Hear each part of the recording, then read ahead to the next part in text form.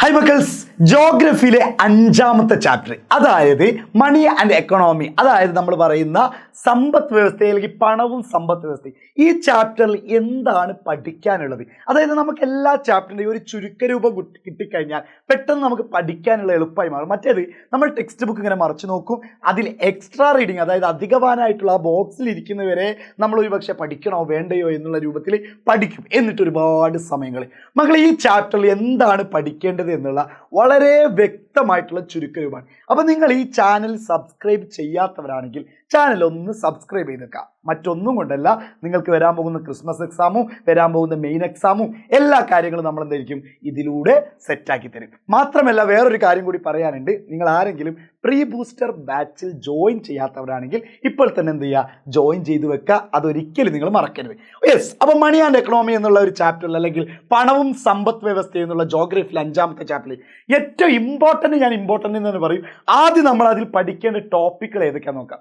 അതിൽ പഠിക്കേണ്ടതാണ് functions of money, അല്ലെങ്കിൽ general functions of money, പണത്തിൻ്റെ പൊതുവായ ധർമ്മങ്ങൾ. അതെന്താണെന്ന് ഞാൻ എക്സ്പ്ലെയിൻ ചെയ്തുതരാം. രണ്ടാമത്താണ് റിസർവ് ബാങ്ക്. റിസർവ് ബാങ്കിൻ്റെ കുറേ കാര്യങ്ങളുണ്ട്. അതായത് റിസർവ് ബാങ്ക് എന്നാണ് എസ്റ്റാബ്ലിഷ് ചെയ്തത്, എവിടെയാണ് ഇത് ഉണ്ടാക്കിയത്? കൊൽക്കത്തയിലാണ്, പിന്നെ മാറ്റിയതാണ് മുംബൈയിലേക്ക്. ഇപ്പം അതിൻ്റെ ഹെഡ് ക്വാർട്ടേഴ്സ് എവിടെയാണ്? മുംബൈയിലാണ്. ഇത് എപ്പോഴും സ്റ്റേറ്റ്മെൻറ്റ് വൈസിലുള്ള ഒരു 1 വേർഡ് ക്വസ്റ്റ്യൻ ആയിട്ട്, അല്ലെങ്കിൽ 1 മാർക്കിനുള്ള ക്വസ്റ്റ്യൻ ആയിട്ട് വരും. സ്റ്റേറ്റ്മെൻറ്റ് വൈസ് ക്വസ്റ്റ്യൻ മനസ്സിലായില്ലേ? ട്രൂ ഓർ ഫാൾസ് എന്ന്, ശരിയോ തെറ്റോ എന്നൊക്കെ പറഞ്ഞിട്ട്, എ ശരി ബി തെറ്റ് എന്നൊക്കെ പറഞ്ഞിട്ടുള്ള ആ ടൈപ്പ് ക്വസ്റ്റ്യൻ അവിടെ ഉണ്ടാവും. പിന്നെ അതിൽ ഏറ്റവും ഇമ്പോർട്ടൻറ്റ്, ചാപ്റ്ററിൻ്റെ പകുതിയോളം നമ്മൾ പഠിക്കുന്ന സംഭവങ്ങൾ റിസർവ് ബാങ്കിൻ്റെ ഫങ്ഷൻസ്, ധർമ്മങ്ങൾ. അതായത് ഈ പറയുന്ന RBI, റിസർവ് ബാങ്ക് ഓഫ് ഇന്ത്യയുടെ ധർമ്മങ്ങൾ. മക്കളെ, പ്രധാനപ്പെട്ട ഒരു ധർമ്മം എന്ന് പറഞ്ഞ് പ്രധാനപ്പെട്ട ഒരു ധർമ്മമാണ് കറൻസി പ്രിന്റ് ചെയ്യുന്നു, നോട്ട് അച്ചടിക്കുന്നു. പക്ഷെ 1 രൂപയുടെ നോട്ട് അച്ചടിക്കുന്നുണ്ടോ? നിങ്ങൾ പറ. 1 രൂപയുടെ നോട്ടും പിന്നെ ബാക്കിയുള്ള കോയിൻസുകളും അത് ആരായിരുന്നു? നമ്മളെ മിനിസ്ട്രി ഓഫ് ഫിനാൻസ്, അതായത് ധനകാര്യ മന്ത്രാലയമാണ് അച്ചടിക്കുക. ബാക്കി എല്ലാ നോട്ടുകളും ആരാണ് അച്ചടിക്കുക? ഈ പറയുന്നതാണ്. അപ്പം അങ്ങനെ കുറച്ച് കാര്യങ്ങൾ നമ്മൾ പറയുന്നുണ്ട്. പിന്നെ അതൊരു പോയിന്റ്. പിന്നെ അതുപോലെ തന്നെ നമ്മൾ പറയുന്ന കൺട്രോൾ ക്രെഡിറ്റും അതുപോലെ തന്നെ നമ്മൾ പറയുന്ന ഈ ലോൺ കൊടുക്കുന്നതൊക്കെ കൺട്രോൾ ചെയ്യുന്നുണ്ട്. പിന്നെ ആക്ട് ആസ് ദി ബാങ്ക്, ഏതിൻ്റെ? ഗവൺമെൻറ്റിൻ്റെ ബാങ്കായിട്ട് പ്രവർത്തിക്കുന്നുണ്ട്. പിന്നെ അതുപോലെ തന്നെ നമ്മൾ പറയുന്ന ലാസ്റ്റ് പബ്ലിഷിംഗ് റിപ്പോർട്ടിംഗ് പറയുന്നുണ്ട്. പിന്നെ അതുപോലെ തന്നെ നമ്മൾ കസ്റ്റോഡിയൻ ഫോറിൻ, അതായത് വിദേശ നാണ്യങ്ങൾ സൂക്ഷിപ്പുകാരൻ, ഇതൊക്കെ നമ്മൾ എന്ത് ചെയ്യുന്നുണ്ട്? പറയുന്നുണ്ട്. അതിൻ്റെ ഉള്ളിൽ തന്നെ നമ്മൾ പറഞ്ഞാണ് repo rate, reverse repo rate, repo നിരക്ക്, റിവേഴ്സ് റിപ്പോ നിരക്ക്. എന്താണ് മക്കളെ റിപ്പോ നിരക്ക്? അതായത് നമ്മുടെ കൊമേഴ്ഷ്യൽ ബാങ്കിൽ, വാണിജ്യ ബാങ്കുകൾ റിസർവ് ബാങ്കിൽ നിന്ന് ലോൺ എടുക്കുമ്പോൾ അവർ ഈടാക്കുന്ന, അവർ ചാർജ് ചെയ്യുന്ന ഇൻട്രസ്റ്റ് റേറ്റ്, പലിശ നിരക്കാണ് റിപ്പോ നിരക്ക് എന്ന് പറഞ്ഞാൽ. അതായത് നമ്മൾ വാണിജ്യ ബാങ്ക് ആർക്ക് കൊടുക്കണം? ഏതാണ് ഈ വാണിജ്യ ബാങ്ക് എന്ന് പറഞ്ഞാൽ? ഇങ്ങനെ ചിന്തിച്ചാൽ മതി. നമ്മുടെ മുന്നിൽ കാണുന്ന ബാങ്കുകളൊക്കെ അങ്ങനെ മനസ്സിലാക്കിയാൽ മതി. ഇപ്പോൾ നമ്മൾ പറയുന്ന ആക്സിസ് ബാങ്ക് ആവട്ടെ, നമ്മുടെ ഫെഡറൽ ബാങ്ക് ആവട്ടെ, ഇതൊക്കെ അതിൽ പെടും. അപ്പോൾ ഈ ബാങ്കുകാരൊക്കെ എന്തായിരിക്കണം? റിസർവ് ബാങ്കിൽ നിന്ന് ലോൺ എടുക്കുമ്പോൾ അവർക്ക് എന്ത് കൊടുക്കണം? ഇൻട്രസ്റ്റ് കൊടുക്കണം. ഇനി റിവേഴ്സ് റിപ്പോ റേറ്റ് എന്താണ്? നേരെ തിരിച്ച് നമ്മൾ ഈ പറയുന്ന കൊമേഴ്ഷ്യൽ ബാങ്ക് അല്ലെങ്കിൽ വാണിജ്യ ബാങ്കുകൾ പൈസ കൊണ്ടുപോയിട്ട് എവിടെ ഡെപ്പോസിറ്റ് ചെയ്യും? ഈ പറയുന്ന റിസർവ് ബാങ്കിൽ കൊണ്ടുപോയി ഡെപ്പോസിറ്റ് ചെയ്യും. അപ്പോൾ ഒരു പകരം എന്ത് കൊടുക്കണം? അതിന് ഇൻട്രസ്റ്റ് ഇങ്ങോട്ട് കൊടുക്കണം. അതായത് കൊണ്ടുപോയി ഡെപ്പോസിറ്റ് ചെയ്യല്ലേ, ആ കാര്യങ്ങൾ എന്ത് ചെയ്യണം? മനസ്സിലാക്കി വെക്കുക. അപ്പോൾ ഇതൊക്കെയാണ് അതിൻ്റെ എന്തെന്ന് പറയുന്നത്, നമ്മുടെ റിസർവ് ബാങ്കിൻ്റെ ഫങ്ഷൻസ് എന്ന് പറയുന്നത്. മാത്രമല്ല ഇനി നേരെ നോക്കുന്ന കൊമേഴ്ഷ്യൽ ബാങ്ക്, വാണിജ്യ ബാങ്ക്.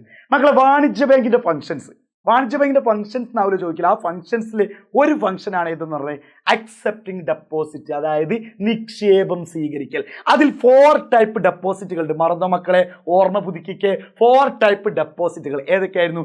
സേവിങ്സ്, സമ്പാദ്യ നിക്ഷേപം, പിന്നെ അതുപോലെ തന്നെ നമ്മൾ പറഞ്ഞ കറണ്ട് നിക്ഷേപമുണ്ട്, പിന്നെ അതുപോലെ തന്നെ റീകറിംഗ് ഡെപ്പോസിറ്റ്, ആവർത്തി നിക്ഷേപമുണ്ട്, പിന്നെ ഫിക്സ്ഡ് ഡെപ്പോസിറ്റ്, സ്ഥിര നിക്ഷേപം. ഈ 4 നിക്ഷേപങ്ങൾ പഠിക്കുമ്പോൾ ഏറ്റവും തീരെ ഇൻട്രസ്റ്റ് കിട്ടാത്ത ഡെപ്പോസിറ്റ് അതാണ് കറണ്ട് ഡെപ്പോസിറ്റ്. ബിസിനസ് ഇടപാടുകൾ മാത്രമാണ്.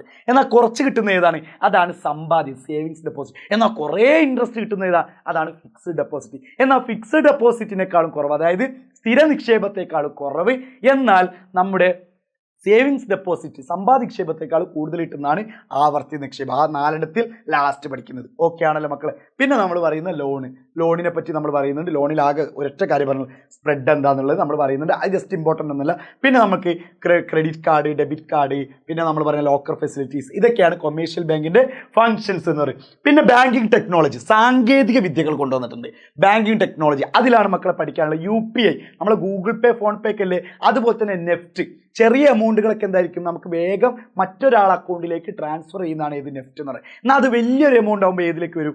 RTGS ചെയ്യാന്ന് പറയും. വലിയൊരു എമൗണ്ട് ആണെങ്കിൽ RTGS ചെയ്യുക, ഒരാളുടെ അക്കൗണ്ടിൽ നിന്ന് മറ്റൊരാളുടെ അക്കൗണ്ടിലേക്ക് പൈസ ട്രാൻസ്ഫർ ചെയ്യുന്നതാണ്. അതെങ്ങനെ വേഗത്തിൽ വെരി ഫാസ്റ്റ് ആയിട്ട് നമുക്ക് എന്ത് ചെയ്യാൻ പറ്റും, ബുദ്ധിമുട്ടുകളൊന്നും ഉണ്ടാവില്ല. ഓക്കെ ആണല്ലോ മക്കളെ. പിന്നെ UPI, ഇതാണ് ബാങ്കിങ് രംഗത്ത് വന്ന ടെക്നോളജി എന്ന് പറയുന്നത്. പിന്നെ നമുക്ക് നോക്കാനുള്ളത് ഫിനാൻഷ്യൽ ഇൻക്ലൂഷൻ. സാമ്പത്തികപരമായിട്ട് എല്ലാവരെയും മുന്നിലേക്ക് എത്തിക്കാൻ വേണ്ടി ഗവൺമെന്റ് കുറച്ച് കാര്യങ്ങൾ കൊണ്ടുവന്നിട്ടുണ്ട്. അതാണ് ഏതൊക്കെ? ബാങ്കിങ്ങിന്റെ നാഷണലൈസേഷൻ ഓഫ് ബാങ്ക്, ബാങ്കിന്റെ ദേശസാൽക്കരണം, പിന്നെ കോപ്പറേറ്റീവ് ബാങ്ക്, അതായത് നമ്മളെ സഹകരണ ബാങ്കുകൾ, മൈക്രോ ഫിനാൻസ്, ജൻധൻ അക്കൗണ്ട്. ഇതിന്റെ ജൻധൻ അക്കൗണ്ട് നിങ്ങൾക്ക് പെട്ടെന്ന് മനസ്സിലാവും.